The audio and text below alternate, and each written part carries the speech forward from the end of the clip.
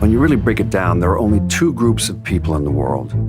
Those with power and those who want power. Take your hypothetical overworked, underpaid cab driver in Lost Heaven who finds himself on the payroll of a prominent crime family. Where to? Anywhere. Fast. Suddenly, we're not talking hypotheticals, but about Tommy Angelo and his work for the Salieri crime family. But there are times when the work doesn't fit the man. Take when Tommy cornered Salieri's man, Frank Coletti. Frank, the Don sent me. Coletti'd gotten pinched and became a federal informant, and, no surprise, Salieri wanted him in the ground, pronto. Coletti told Tommy he did what he needed to do to protect his family, and there was something about his story. The wife, the kid. It hit home for Tommy, and Coletti walked. When Salieri found out, he ordered a hit on Tommy, and that's when Tommy Angelo did what was best for his own wife and kid, entered witness protection.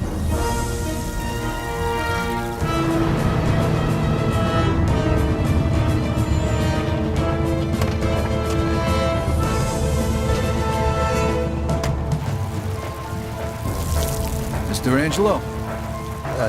Yes? Mr. Salieri sends his regards.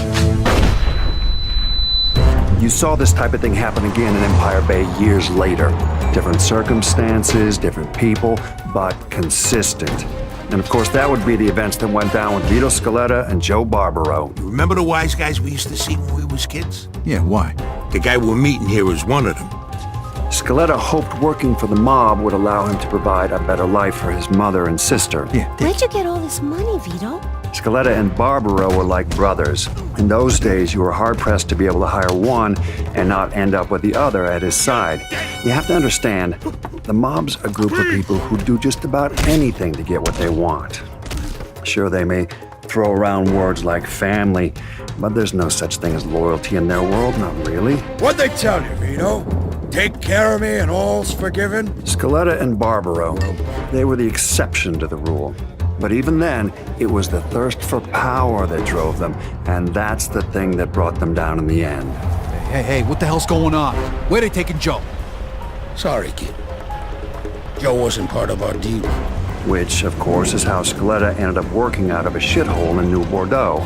Now, you could make a compelling case that without Scaletta, you'd have never had New Bordeaux's own crime boss, Lincoln Clay. Lincoln was born with nothing. Essentially, grew up with nothing. That is, until he met Sammy Robinson. In Lincoln, he was forever bonded to Sammy and his brother Ellis. And despite of all the crimes he committed, I have no doubt he'd have laid down his own life for either one of them. No question. He lost everything that mattered most to him in the Night of Blood, save for his friendship with a morally bankrupt CIA agent. Point is, Lincoln Clay brought down the entire infrastructure of the mob in New Bordeaux, built up his own thing to take its place. Even still, what he did wasn't motivated by business. It was all about his family. I'm here to make you pay for what you did to Sammy and Ellis Robinson. These men were fully aware that what they were doing was wrong, so redemption's not a possibility here. Let me see your hands. But what I will say is when forced to make a choice between organized crime and the people they cared about most, these men chose family. Every time. Of course, as long as you've got people who are willing to steal, maim, torture, and murder to get ahead, you're never getting rid of the mob.